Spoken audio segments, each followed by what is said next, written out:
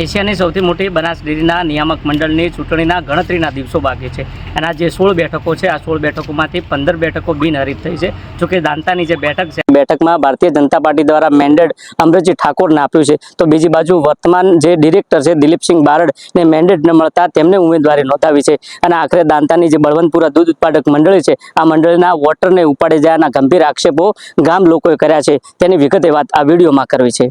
વૈષ્ણવજન તો તેને કહીએ જે પીડ પરાઈ જાનાને રે।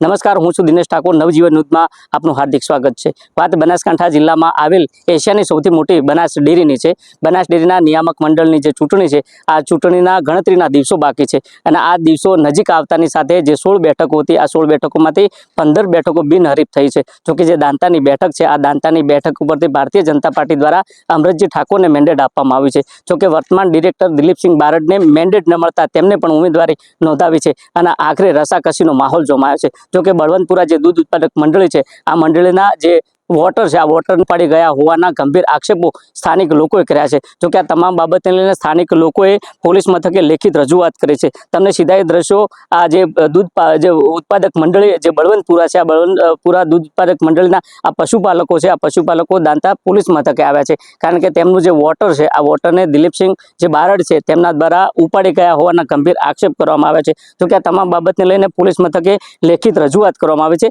ત્યારે આ તમામ બાબતને લઈને પશુપાલકો શું કહી રહ્યા છે, કેવા પ્રકારના આક્ષેપ કર્યા છે, તે પણ તમે સાંભળી લો। હું બળવંતપુરા મંડળીના મંત્રી છું। આ 2000 બનાસ ડેરીની 2025ની યોજાનાર ચૂંટણીમાં અમારા ગામના ચેરમેન શ્રી ઠાકોર મગાજી ધોળાજીનો બળવંતપુરા ગામના આગેવાનો, વય કમિટીના સભ્યો તથા મંત્રી શ્રી તમામ ભેગા મળી અને વોટર તરીકે એમનો ઠરાવ કરેલો હતો અને અમે બોલ્યા હતા દિલીપસિંહને કે અમે તમને સાહેબ વોટ આપશું, પણ અમારો વોટર ઉપાડી જવાનું નહોતું કીધેલું અને એ લોકો અમારો વોટર ઉપાડી ગયેલ છે। અત્યારે બનાસ ડેરી ઉપરથી અને ભાજપ સરકાર હોય અને પાર્ટીએ અમારા ઠાકોર અમરતજીને મેન્ડેટ આપેલું છે, બરાબર, તો અમારે મંડળી ઉપર ખોટી અસર ના થાય અને અમારો વોટર અમને પરત મળી જાય અને અમારું વોટર સાચી જગ્યાએ વોટ અપાય એ બાબત અમે પોલીસ સ્ટેશનમાં પણ રજૂઆત કરેલી છે અને અરજી આપી છે।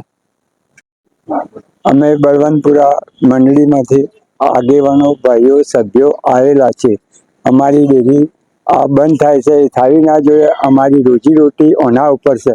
આ ઓના સિવાય અમારો કોઈ ધંધો નથી। બધા ખેતી પાલન આ વિષય પશુપાલન કરી અને અમારું જીવન પૂરું કરીએ છીએ।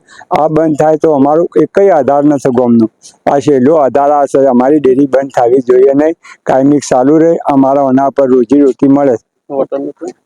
તમે જો તે પ્રકારે દૂધ મંડળીને કહ્યું કે જે વોટર હતું, આ વોટરને દિલીપસિંહ બારડ દ્વારા ઉપાડી લઈ ગયા છે। અમે તેમને વોટ આપવાનું કહ્યું હતું, પરંતુ આ વોટરને ઉપાડી જવાનું નહોતું કહ્યું।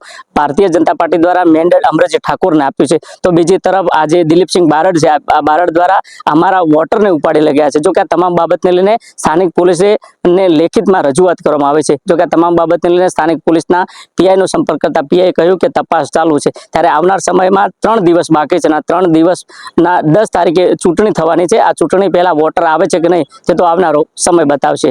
દિનેશ ઠાકોર, નવજીવન ન્યૂઝ, બનાસકાંઠા।